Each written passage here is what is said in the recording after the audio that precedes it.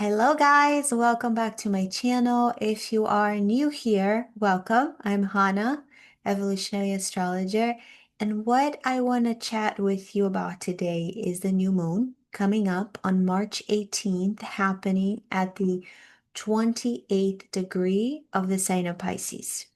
I call this new moon the final dream before the fire begins. A little dramatic, I know, but stay with me because it will make more sense in just a bit.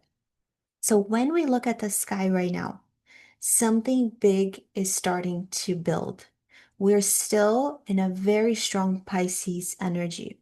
This is what we call a Pisces stellium when there's a lot of planetary bodies in that same sign. And Pisces, the energy of Pisces, the archetype of Pisces, the mystery school of Pisces is all about compassion, reflection, introspection, incubation, sensitivity. And it's also a space of closing, letting go, ending cycles. So we're been in this very strong planetary cluster of planets in Pisces, but then at the same time, there's already momentum that is starting to build in the sign of Aries. So first we had the planet Neptune moving into Aries. Saturn moved into Aries as well. Venus has also entered Aries not too long ago. And then on March 20th, the sun is going to move into Aries, which is what we call the equinox, either the fall equinox or the spring equinox, depending on where you are on the globe, which marks, the moment that the sun moves into the sign of Aries, the sun leaves Pisces and moves into Aries. This is when we have the new astrological year. So then we have Saturn, Neptune, Venus in Aries. The sun will move into Aries. And then very soon after that, Mercury and Mars will also move into Aries.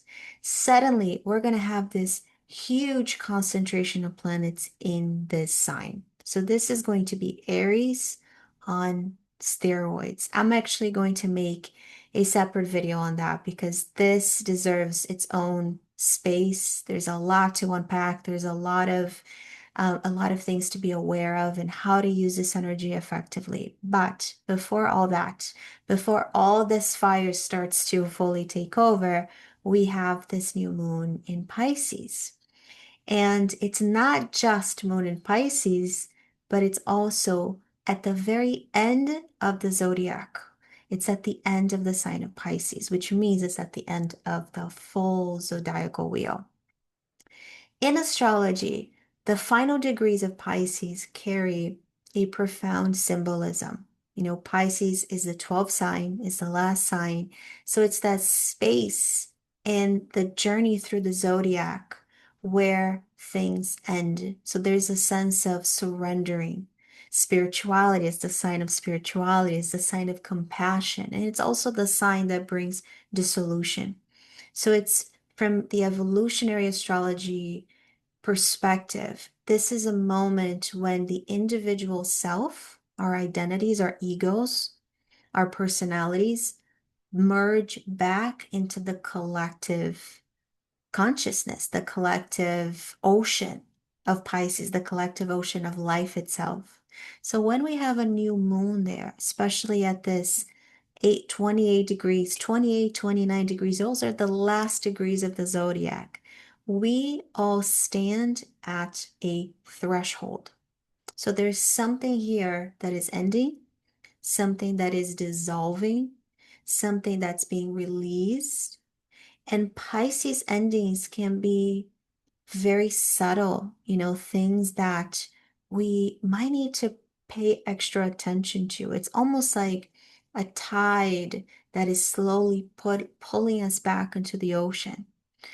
And to add to this new moon in Pisces, when we look at the ruler of this new moon in Pisces, who rules Pisces? The planet Neptune.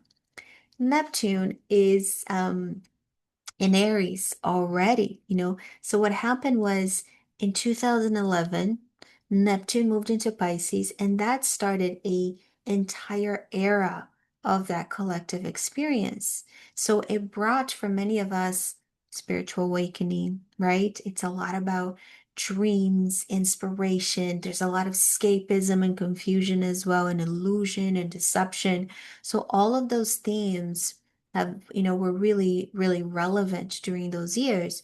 And also a search for meaning beyond the material. Pisces takes us away from the material world. It says, hey, there's more out there. That's why it speaks about spirituality in the collective, because it takes us out of our personal, individual realities and perspectives and opinions. It says, hey, there's so much more. You are one in a sea. You're just a wave within a sea, within the ocean.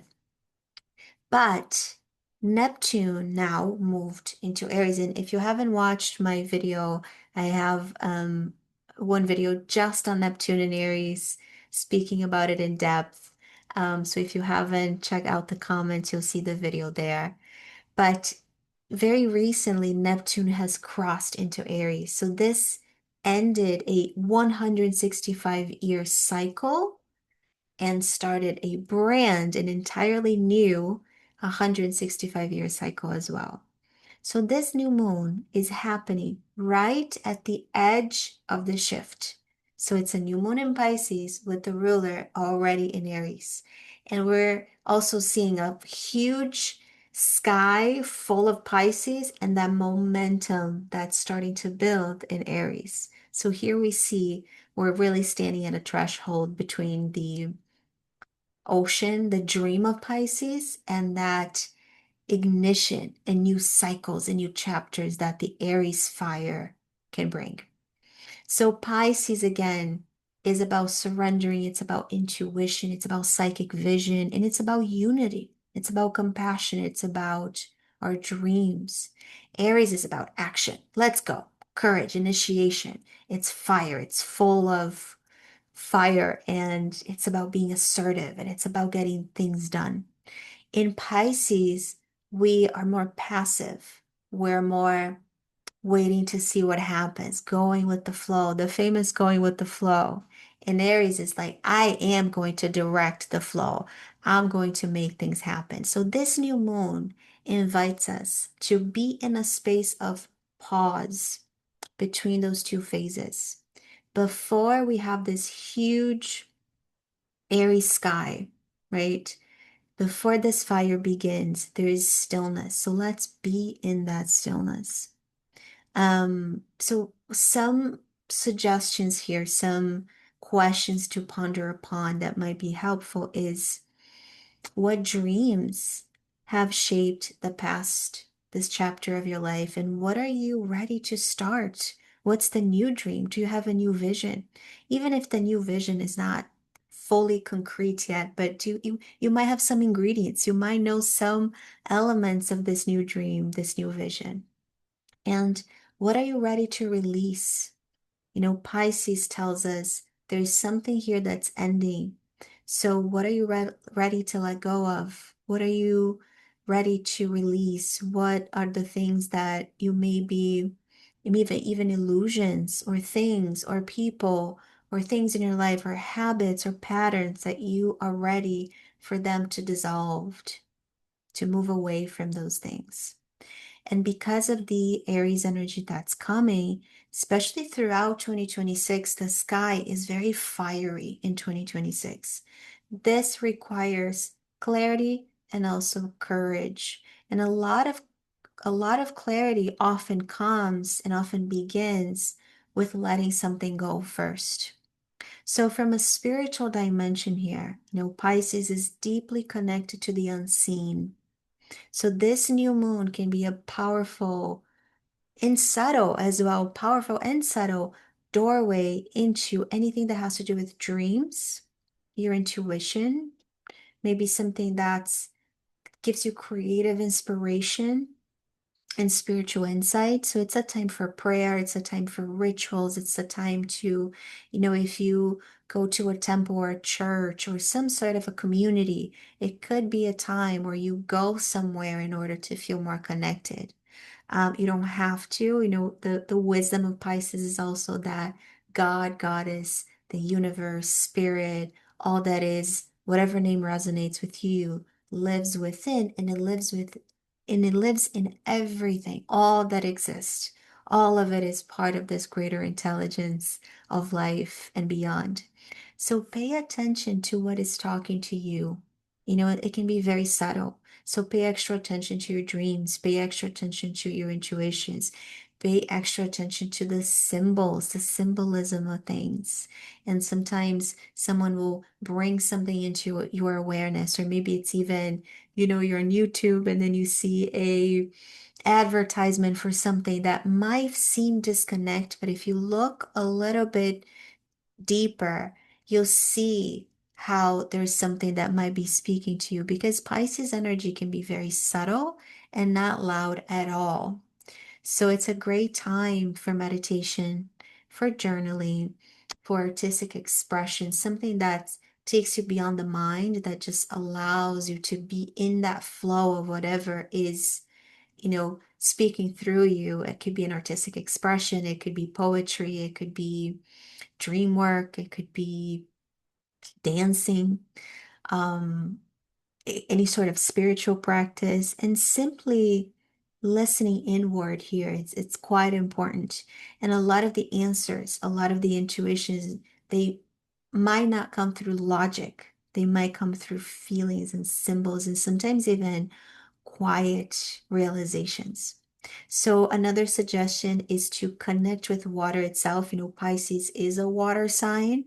So water rituals, taking a bath with, conscious bath, or being near the ocean, being near a body of water, a lake, a river, any sort of water ritual or cleansing practices. I mean, remember that 70% of your body is water. So when you slow down during this new moon, when you immerse yourself in water, when you soften, you're not just connecting to something that's outside of you, you're reconnecting with something deep within you. So even something as simple of, placing your hands on your body, or drinking water consciously, or speaking gently to yourself, that can become, a ritual, your new moon, your Pisces new moon ritual. So think of this new moon as this final wave. There's something here that's being washed away before a new beginning.